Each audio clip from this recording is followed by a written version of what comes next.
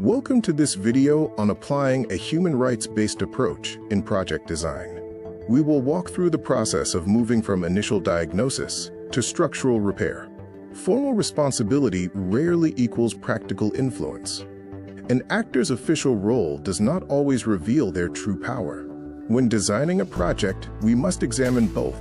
Power analysis helps dictate realistic engagement strategies. By mapping actors, you can create a constructive plan without making unfair assumptions about future behavior. Visible problems are often anchored by hidden systemic causes.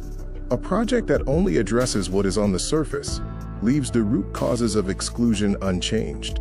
Capacity gaps differ between rights holders and duty bearers.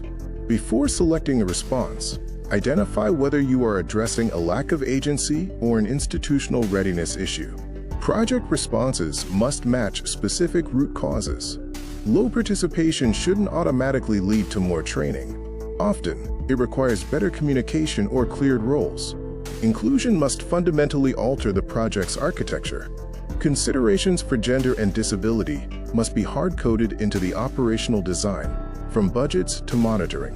Check if inclusion is genuinely integrated rather than just mentioned. Review your project design to ensure it moves beyond simply naming groups to providing specific access measures. Meaningful participation requires a structured progression of influence. Simply inviting people to a meeting is not enough. They must be able to influence project decisions. Accountability demands a complete response cycle.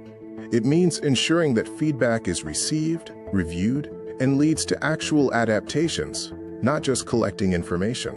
Well-intended activities can routinely create unintended harm. Always identify potential risks like exclusion or backlash before you begin implementation. Risk responses require specific structural commitments. For each priority risk, define prevention, mitigation, responsibility, and the conditions under which you might pause an activity. Analysis is only useful when it rewrites the design. Carry your earlier findings directly into the project architecture to repair objectives and logic. The intervention logic connects analysis directly to measurement. Build a clear, testable pathway that shows exactly how your proposed activities will lead to change.